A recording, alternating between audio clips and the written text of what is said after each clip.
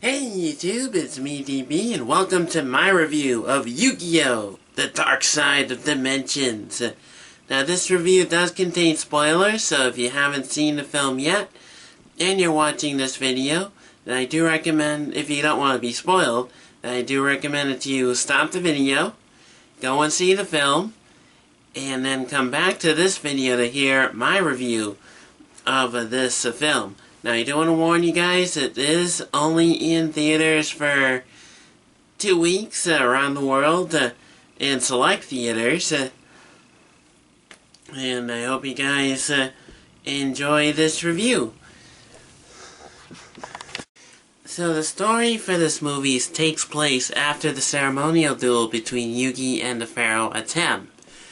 However, part of this story also takes place 3,000 years ago in ancient Egyptian history, but it took place right after a time after the pharaoh had left. The main antagonist for this film, Ayami, who was known as Diva back in those times, became known to us. He and his young sister Sarah, along with a group of orphans, were being poorly mistreated by one man until Shadi came and saved them.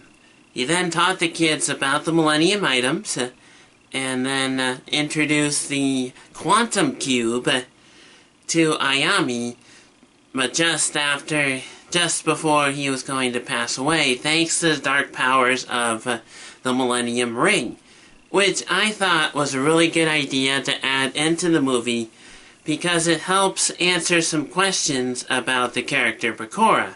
How did he get his dark powers, and why was he selected, and things like that. I know that's a memory that Bakura does not want to talk about, and I can understand why. We then fast forward to the future, and Yugi and his friends are set to graduate high school, and they all reveal what they're going to do after they do so. Taya goes off to New York and pursues her dancing career. Yugi wants to create a new game while also helping his grandfather. And Joey wants to become a pro duelist. Not quite sure what Tristan and Bakura are going to do. But once Ayami steps back into the picture, he wants to destroy the Pharaoh and change the world, setting off one last great adventure for Yugi and his friends. Now, here's the things that I really liked. I thought the animation was superb. It was clean, it was colorful, the transitions were really good, and it was just perfect all around. So 2 thumbs up for the animation, guys. Also, the introduction of dimension dueling, I thought that was pretty cool. Especially when you get to use your imagination to determine how many attack points your monster has, as long as it goes up to its original attack points or below. So let's say if you have a Blue Eyes White Dragon on your side of the field that you want to summon, and your opponent has only 500 life points left, you can make that Blue Eyes White Dragon just 500 points stronger and destroy that monster, winning the duel for you. So I thought that was a pretty cool idea. Now, Seto Kaiba, he still had his grudge against the Pharaoh Atem that's lasted for more than 3,000 years, let me tell you. So he wanted to recreate the Millennium Puzzle and have Yugi wear it so that he can turn into Atem so that Kaiba could defeat him in a duel. But Yugi, toward the end of the movie, told Kaiba that Atem is no longer there because of what happened in the ceremonial duel, in which Yugi won, by the way. So I thought the storyline was really good, definitely up to Yu-Gi-Oh! Par.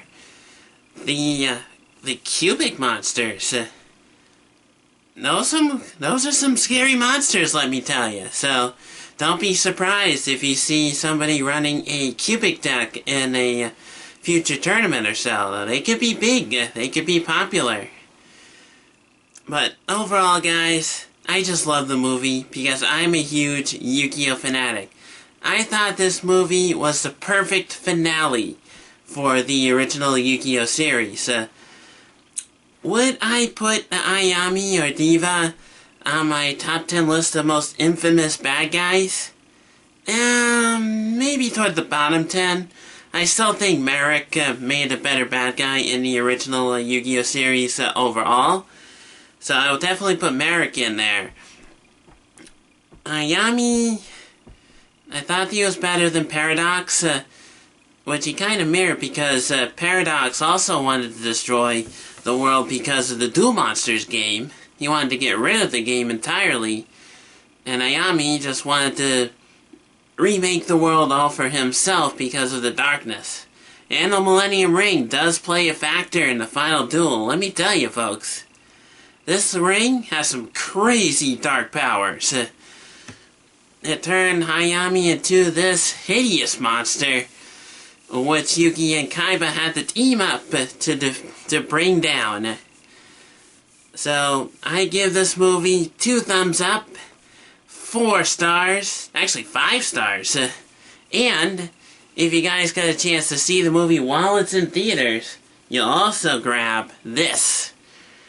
That's right, folks, this is a gold secret rare Obelisk the Tormentor, and look at that picture. Is that crazy or what? I thought the designer of this card did a really good job drawing this picture. So, guys, thanks for watching. I definitely recommend that you see the movie whenever you can. And if you enjoyed this review, don't forget to give it a thumbs up. Also, don't forget to leave me a comment telling me how you enjoyed the film if you saw it yet. And if you haven't seen it yet, I do recommend that you go see it. It is amazing. A great finale to the original Yu-Gi-Oh! Story arc. And it kind of stopped just as Yugi and Kaiba were about to have their final duel. Kind of like what happened at the end of Yu-Gi-Oh! GX. When Jaden was about to attack Yugi's Slifer. We shall never know who won that duel. So, thanks again for watching. Don't forget to check out my social media links in the description down below. And I'll also have a review of this film on my blog. I'll have a link down in the description as well. I also have a link to my store at Spreadshirt in the description too, so you can check out some goodies and maybe buy a couple of shirts. I'm DB, and I'll catch y'all next time. See you later!